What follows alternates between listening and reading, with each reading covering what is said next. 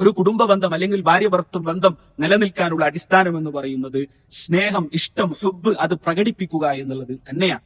അത് നാം ഇന്ന് കേൾക്കുകയുണ്ടായി. നബി സല്ലല്ലാഹു അലൈഹി വസല്ലമ തങ്ങൾ അത് തന്റെ ജീവിതത്തിൽ നിരന്തരം പ്രകടിപ്പിച്ചിരുന്നു. പ്രവാചകൻ ഖദീജ റളിയല്ലാഹു അൻഹയെ കുറിച്ച് ചോദിക്കപ്പെട്ടപ്പോൾ, അല്ലെങ്കിൽ ഖദീജ റളിയല്ലാഹു അൻഹയെ കുറിച്ച് പരാമർശിക്കപ്പെട്ട സമയത്ത് പ്രവാചകൻ പറഞ്ഞ ഒരു വാക്ക്, ഇന്നി ഖദ് റുസിഖ്തു ഹുബ്ബഹാ, അള്ളാഹു എന്റെ മനസ്സിലേക്ക് ഖദീജയെ കുറിച്ചുള്ള ഹുബ്ബ്, ഇഷ്ടത്തെ അള്ളാഹു ഇട്ടു തന്നിട്ടുണ്ട് എന്ന് നബി സല്ലല്ലാഹു അലൈഹി വസല്ലം പറയുകയാണ്.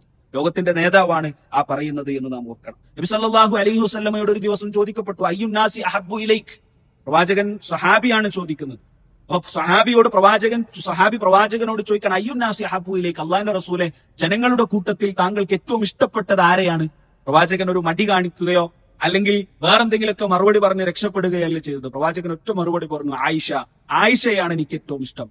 പിന്നെ പ്രവാചകനോട് ചോദിച്ചു, പിന്നെ ആരാണ്? സുമ്മമൻ, അബൂഹ, ആയിഷയുടെ ഉപ്പയാണ് പിന്നെ എനിക്ക് ഏറ്റവും ഇഷ്ടമുള്ളത്. അപ്പൊ അബൂബക്കർ എന്ന് പോലും പറഞ്ഞിട്ടില്ല. അബൂബക്കർ എന്ന് സഹാബിയാണ്. പക്ഷെ അബൂബക്കർ എന്ന് പോലും പറയാതെ അബൂഹ ആയിഷയുടെ ഉപ്പയാണ് റളിയല്ലാഹു അൻഹ എന്നാണ് നബി സല്ലല്ലാഹു അലൈഹി വസല്ലം പറഞ്ഞത്. നാം ഇന്ന് കേൾക്കുകയുണ്ടായത് പലപ്പോഴും ഇന്ന് കുടുംബജീവിതത്തിൽ നഷ്ടപ്പെട്ടു പോകുന്ന ഒന്ന് അതാണ്.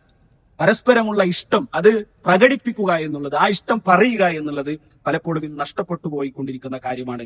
അത് നമ്മൾ മനസ്സിലാക്കുക എന്നുള്ളതാണ് ഏറ്റവും അനിവാര്യമായ കാര്യം.